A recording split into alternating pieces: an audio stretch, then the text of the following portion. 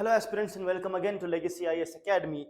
Here we continue with the series of monthly current affairs coverage for each and every subject. So for economics, let's continue with June 2024. May 2024 has already been done. If you have not watched it, please go ahead and watch and then continue with this one.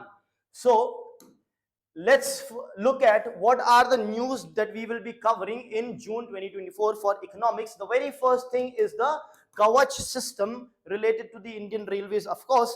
Now this system is there to avoid the collision of two trains and hence the accident. It was in news because recently there were cases of train derailment, train accident and stuff.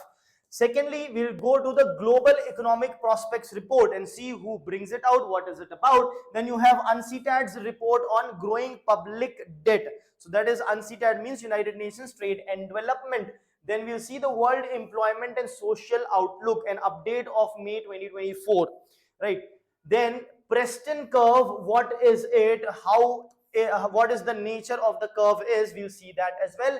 Then two news regarding Reserve Bank. Reserve Bank of India has joined the Project Nexus. So we'll see what Project Nexus is all about. Then RBI launches various initiatives. So there are three initiatives that RBI has launched. We'll see what those initiatives are. Then variable repo rate. So you might have heard about repo rate, reverse repo rate, but what is this variable repo rate? And is there something called as variable reverse repo rate as well? How is it different from the usual repo rate and why is it present? Then you have secured overnight financing rate, that is known as SOFR.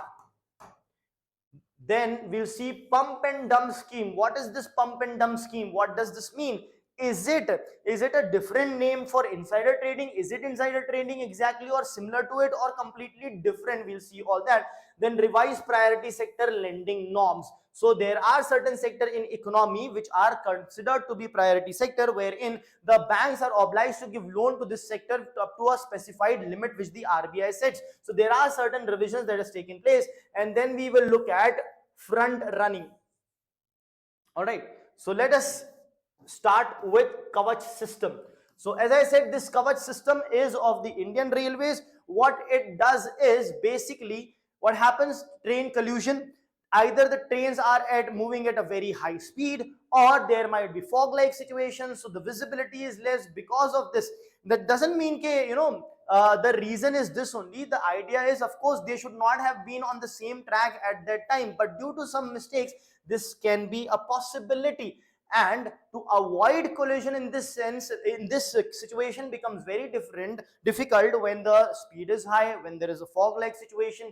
So to ensure that the collision does not take place, we have come up with a Kavach system.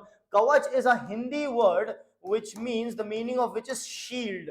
It's like a shield, so it will shield the two trains from colliding. That is why the Kavach system. So what exactly it is? In technical terms, it is known as Train Collision Avoidance System, TCAS.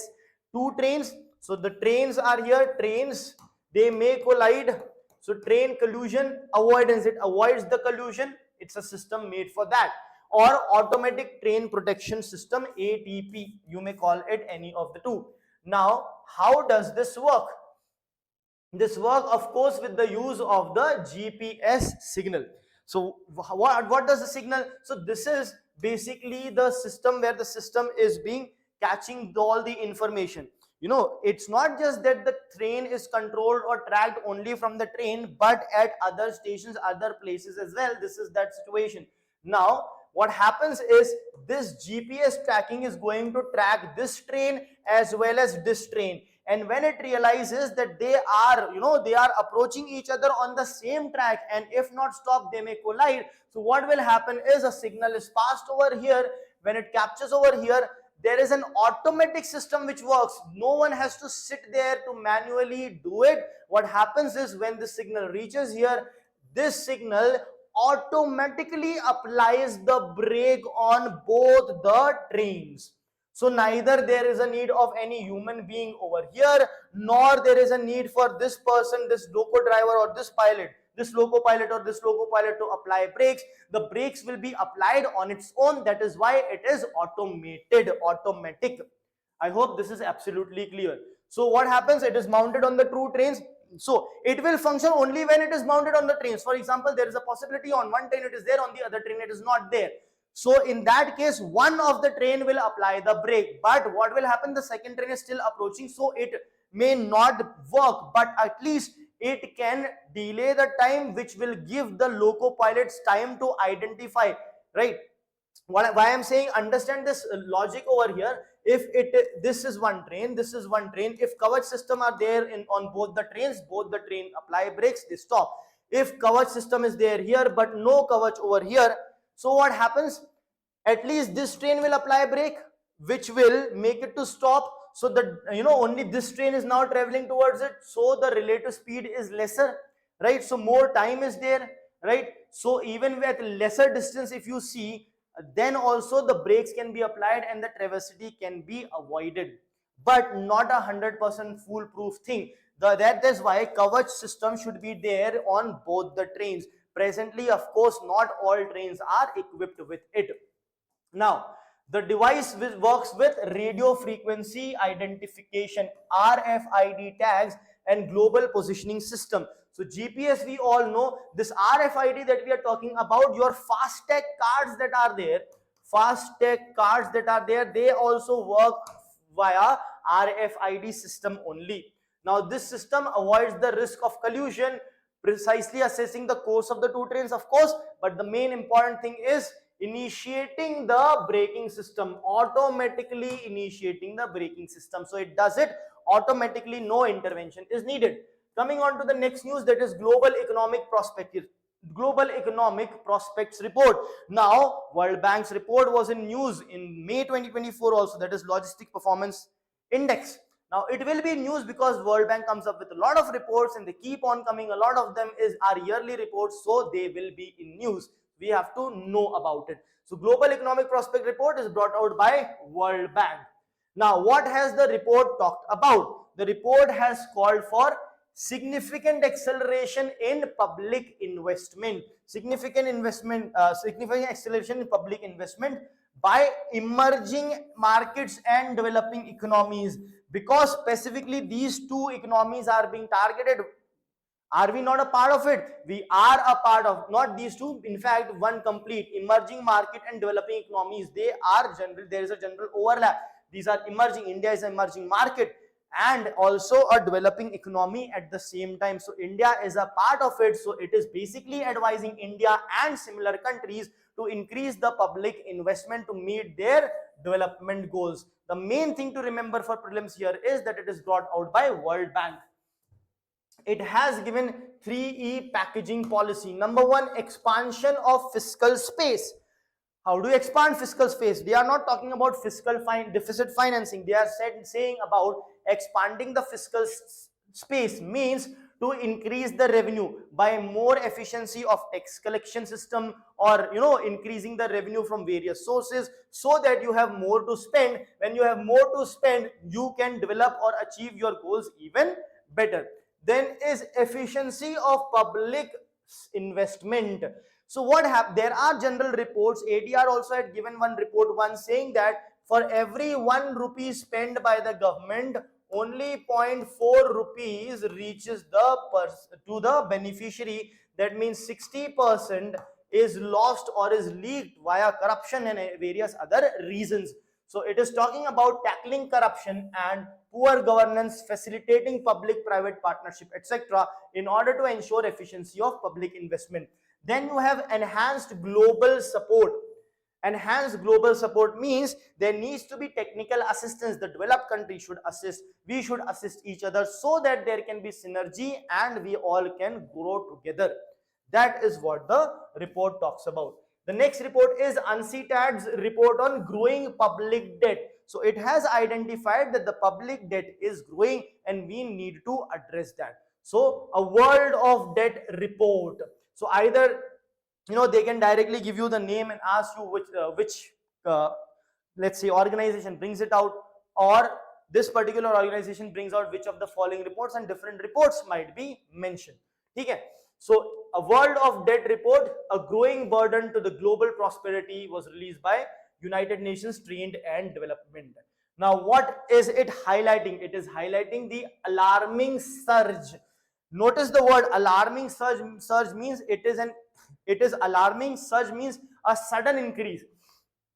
So this was the wave, then there is a surge. So this is a surge, sudden surge, alarming surge in global public debt, and proposes, of course, a plan to revamp it.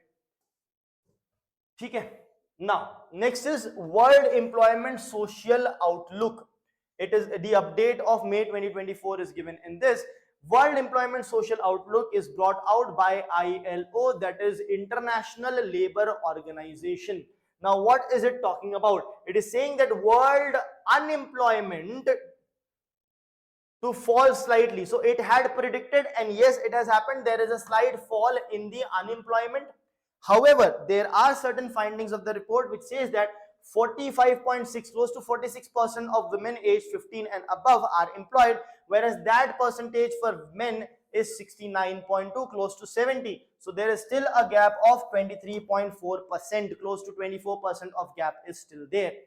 So that is a huge gap which still exists in the gender scenario of employment. Informal workers have grown from 1.7 billion to 2 billion in 2024, means over 2 decades. Now, how do we read this? How do we read this in the sense that what does this mean? That there is no jobs in informal sector? No, not necessarily, because many of the informal sector employees would have converted into formal sector as well, because the government is behind formalizing the sector so that people come under tax net, the efficiency of the tax collection, all those things increase. It is very necessary, important for us to have organized sector, because the unorganized sector is the untapped sector and the sector wherein a lot of tax evasion etc. would be visible. Now comes the Preston curve. So Preston curve is a curve which is drawn between life expectancy and GDP per capita. So what does this curve talk about, or what does this curve say? This curve says that when the per capita GDP increases, initially there is an increase in the life expectancy of the country. Okay, so your income is increasing, per capita income is increasing, so you will see that the average life expectancy of a person in that country will increase. But this happens only up to a certain level. Afterwards, what happens is this becomes constant. That means afterwards there is no impact, very less or no impact on the increase of per capita income in life expectancy. This is your Preston curve. So how do we see this? This is a Preston curve. This is life expectancy on y-axis, GDP per capita on x-axis. So you can see that, you can clearly see over here that there is an increase in life expectancy with the increase in per capita GDP. Here it is an exponential increase. Then the increase decreases, and now here it is going to sort of stabilize. It is going to stabilize. So this is what the Preston curve talks about. Increase in per capita income of a country does not cause much of rise in the expectancy of life of population beyond a certain point. After this, the increase is very less. Here, if you can see, from 0 to 10,000, the life expectancy increased from below 50 to almost 70 by 20 years. And if you look at it, 20,000, so it has increased by, it is increased up to 75. Now from 20 to 40, another 20,000 if you take, what is the increase? It is not even 80. Of course closer, but it is not even 80. This slightly, just about 80. So just 5 years, but here how much it was? More than 25. If you look from here to here, now have a look at it.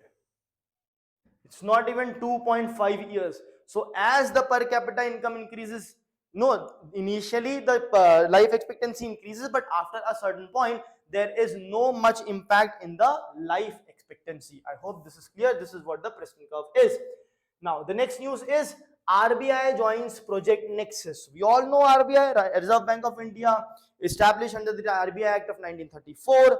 It is the regulator, the banker of bank, the banker of the government, right? The custodian of the foreign exchange, correct? Now we need to understand here the project Nexus. So what is project Nexus? It is a multilateral international initiative. Multilateral, various international organizations are there which will enable what? Cross border retail payments. Cross border retail payment, this is the important phase. So if a question comes, this should be given in that question statement. If they're asking what is project Nexus, so it will enable instant cross border retail payment by interlinking domestic IPS, instant payment systems. Okay, so RBI has become a part of it. It is going to connect 4 ASEAN countries, which includes Malaysia, Philippines, Singapore, and Thailand. India is also expected to go live under this project by 2026. So remember the countries, 4 ASEAN countries are there, plus India is going to go live in 2026. Okay. Now, this project Nexus is conceptualized by the hub of the Bank for International Settlement, that is BIS. Now, what is BIS? Established in 1930, its headquarters is in Basel, Switzerland. It is a city of Switzerland, and it is owned by 63 central banks, including RBI. These 63 central banks are having, are of course 63 different countries. So it is, these 63 countries are having approximately 95% of the world's GDP. So all the rich central banks of rich countries, or not, even if not rich per capita, but quantum wise are going to be humongous, that is by more than 95%. Now what are the RBI initiatives that have been launched? The very first one is the Pravaha. Pravaha means basically flow. Pravaha in Hindi, Pravaha is the word which means in English flow. So what is it? Platform for regulatory application, validation and authorization. Okay.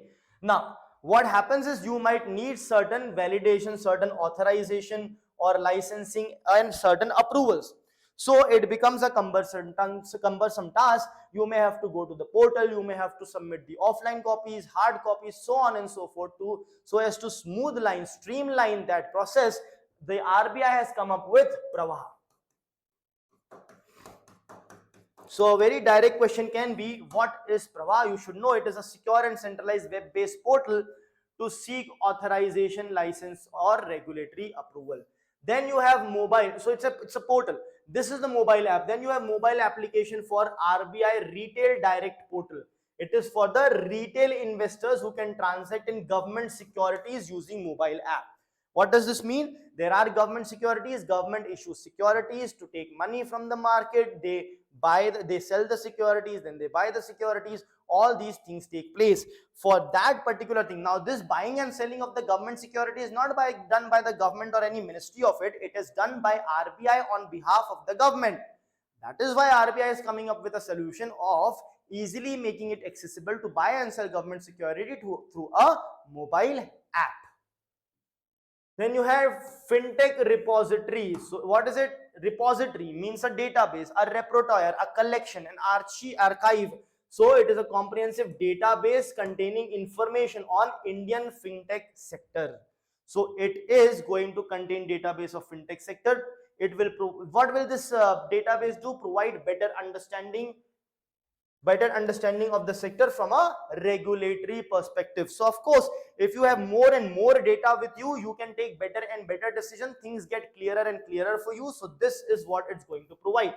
Now comes the variable repo rate. So to understand the variable repo rate, first we will understand a couple of things before that. Number one is the repo rate. The repo rate. The repo rate is the rate at which RBI give loans to the scheduled commercial bank for short term. Okay. Then there is reverse repo rate. Now at times what happens, the bank have too much of money, no one is there to take loans, so they have excess money with them, so they want to invest this money somewhere, keep this money somewhere, so they can park their extra money with the RBI. When they park their extra money with the RBI, at that time RBI is going to give them some interest, and the rate at which it is going to give them interest is known as the reverse repo. So that means what? That means reverse repo is the rate of interest that RBI offers the scheduled commercial banks when scheduled commercial banks park their excess fund with the RBI. I hope that's clear. Now, these things are there for borrowing and lending and borrowing.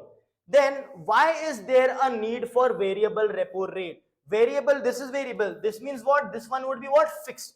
Fixed does not mean fixed forever. Monetary Policy Committee comes up with notification on repo rate. So once in 3 months.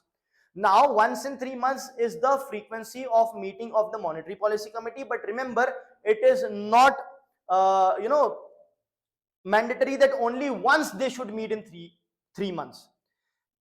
The requirement is that in 3 months at least they should meet once. That means in a year they should at least meet 4 times. But they can meet more than 4 times also in a year. They can meet more than once also in 3 months. I hope this is clear. So minimum requirement is 4 times in a year or once in 3 months. But maximum can be, of course, more than that. Now, when they come and meet, they come up with the policy rates, that is repo rate, reverse repo rate. They may reduce it, increase it, or keep it unchanged. So when they announce that rate, the rate remains like this. But sometimes it so happens that the market, there is no proper liquidity in the market. The market needs money and the repo rate is already quite high. At that time, to provide liquidity in the market, RBI comes up, as and when needed, it comes up with the variable repo rate, which is set based on the auction of the bank.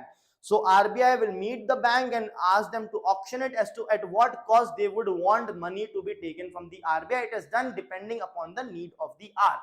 So recently RBI has done that. That is why it is in news. Okay. So when RBI desires to infuse liquidity, that means there is less of cash in the market, liquidity issue is going on, so RBI wants to infuse liquidity, right? However, the liquidity can be infused through repo rate, but the banks are not eager to take money at repo rate, because not eager to borrow from RBI at repo rate, as interest rate in the economy may be already low. Means they can buy at a lower rate than repo rate from the market itself. So they would want something more low. That is why in that case RBI will allow banks to borrow at VRR, which is decided by the market, and of course it will be equal to repo rate or more than repo rate. It will be lower than the repo rate. It has to be lower than the repo rate, because the banks were not willing to buy at repo rate itself. So this rate has to be lower than the repo rate. However, it need not necessarily it is not less than the reverse repo, and the duration for which they can buy it is more than 1 day.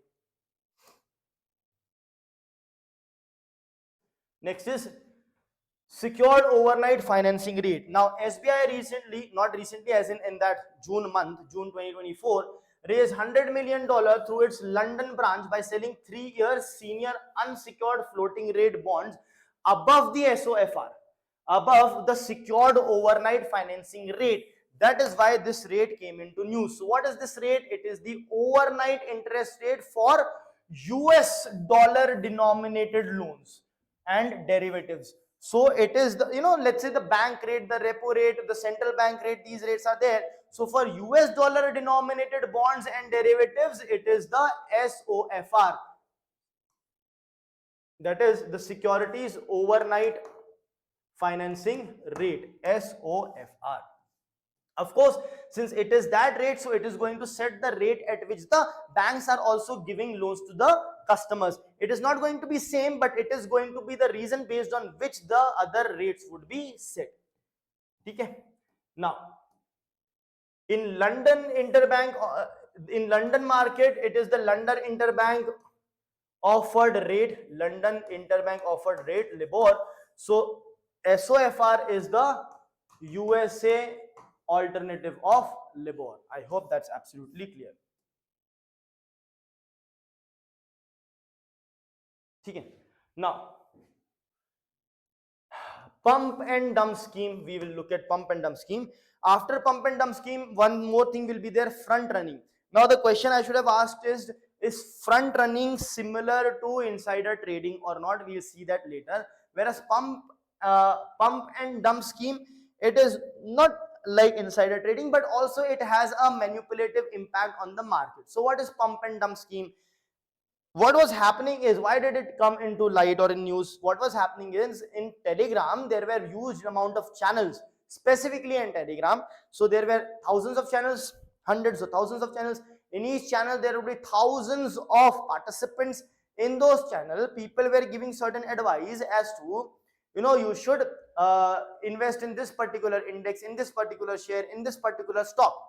Now what was happening is, these Telegram channels had thousands of subscribers, at times even in lakhs, right? And when you are giving such information, what will happen? Thousands or lakhs of subscribers will actually subscribe to that, and that would actually lead the market to rise, or the share price of that particular share to rise.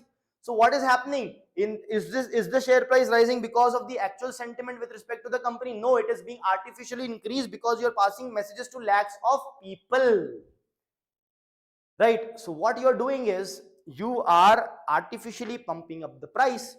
So you buy it cheap, you message in the channel, you make lakhs of people buy it, the price pumps up, and then you dump it in the market and walk out from the market.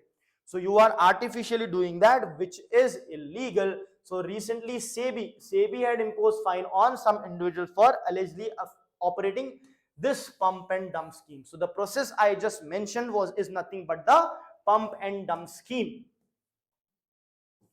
Next is revised priority sector lending. So what the RBI has done is, it has revised, it has come up with incentive framework. What is incentive framework? Incentive for districts with lower credit flow. So districts which has lower credit flow, more weightage will be given to fresh priority sector loans. Fresh priority sector loans. It is not that in the same priority sector lending you are giving loan to the same person. It should be a fresh loan to fresh person, and in different sectors also, or to a new person, is what is required. Basically greenfield loan you can talk about. So there will be more weightage to that, 125% weightage to that, in areas where the credit flow is less. In area where the credit flow is more, that means more than 42,000, with high loan availability, then the loan will have a weight of 90% only.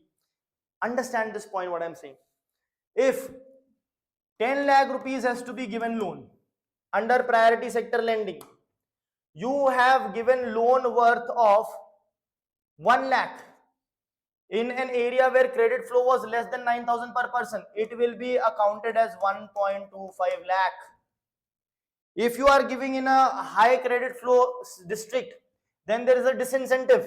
If you are giving a loan of 1 lakh, it will be considered only 0.9 lakh, because you are giving in a region where already the credit flow is high. So this is a very good step prima facie. It should work. We'll see what the outcome of it is later on, right? So this is incentivizing and disincentivizing. However, there are other districts apart from low credit high district. For other districts it will remain 100. If 1 lakh rupee loan is there, it will be considered 1 lakh rupee loan in the priority sector lending. Now all bank loans to MSMEs shall qualify for classification under PSL. So for MSME, all are under PSL. Now what are the categories under PSL? You have agriculture, MSMEs, export credit, education, housing, social infrastructure, renewable energy, and others. So in others also there are various sectors, but these are quite important sectors. You should remember at least them. Now next is front running. Now this is very close to insider trading, but it is not insider trading. So what is insider trading? First let's see. Whenever you deal in shares, you buy or sell huge amount of share based on the information that you got as a part of being a part, as a, on the basis of being a part of that particular company. You were the insider, you were an employee of the company, so you become an insider. So because being an insider, you got that information, and based on that, if you are trading at high volumes, what happens is that is known as insider trading, which is illegal, right? Now here what happens is, of course a mutual fund was alleged to have been doing this. What happens is, they use non-public information. Now These people need not necessarily be, they are not the employees of the company. If they would be employees of the company and based on that if they got the information, it would be insider trading. It has nothing to do with being employees of the company or getting the information on the basis of being employees. It is just that you got some information somehow through illegal means or through any means, and which is not in public domain, and based on that if you traded, you bought directly or indirectly, either you directly bought it or made your friends, relatives or someone else to buy it or sell the securities, right, or enter into certain futures forward contract, then what happens is it is considered as front running, and of course it is illegal in India. So remember, specifically they can ask what is front running and give an example of insider trading plus front running. So be very careful in differentiating between the two. So these were the these were the topics for June 2024. Now let us see if any PYQ relates to these topics that were covered, and also we'll see some expected lines on which the questions can be asked. So the question, a previous year question was about repo rate. It was there. So if RBI decides to adopt an expansionist monetary policy, which of the following would it not do? Expansionist means it wants people to spend more and more and more. Cut and optimize the statutory liquidity ratio. Yes. So statutory liquidity ratio is the amount that is to be kept with the scheduled commercial banks themselves in the form of gold, cash or securities or any combination of these three. So if it reduces, that means more money is available. Increase in marginal standing facility rate. No, this is an interest rate. If you increase the interest rate, less money will be in the market. So 1 is correct, 1 is correct, 2 is wrong. The moment you know 2 is wrong, this option, all three options are gone. Only one option is remaining, 1 and 3. So 1 is anyhow correct. But let us look at the third statement as well. Cut the bank rate and repo rate. Yes. If you reduce the repo rate, the rate at which the RBI give loans to the scheduled commercial banks, more banks would want loans from RBI. So more money will be there in the market. So 1 and 3 both are correct. Now let us look at the expected questions, or what kind of questions can be expected. With reference to the Indian economy, consider the following. Repo rate is the rate at which the central bank of a country borrows money from commercial banks within the country. Wrong. Central bank does not borrow, central bank lends. So instead of borrowing, it should be lends. Since it is borrowing, it is wrong. So first statement is wrong. Variable rate reverse repo. Variable rate reverse repo is usually undertaken to reduce surplus liquidity. Yes, that's possible. So we understood variable repo rate. Variable repo rate is slightly lower. In the same way, there can be variable reverse repo rate also. Why there will be variable reverse repo rate? Now, variable repo rate is slightly, remember this, variable repo rate is slightly less than repo rate, whereas variable reverse repo rate will be slightly more than reverse repo rate. Why? Because if the banks are not parking their additional money with the RBI at a given reverse repo rate, RBI would have to come up with a variable reverse repo rate which is slightly higher than that, so that they are attracted to park their money. When the RBI does that, what it will do? It will reduce the liquidity from the market, because this money which was with the banks, which could have gone as loan, is now parked with the RBI. So RBI has basically sucked out the money from the market. That will reduce the surplus liquidity. So statement 1 is wrong, statement 2 is correct. So the correct answer is option B. So these are the kind of questions that can come. I hope this is absolutely clear. So stay tuned for the coming months of current affairs of economics, and stay tuned to Legacy IAS Academy channel for more such informative video lectures. Thank you.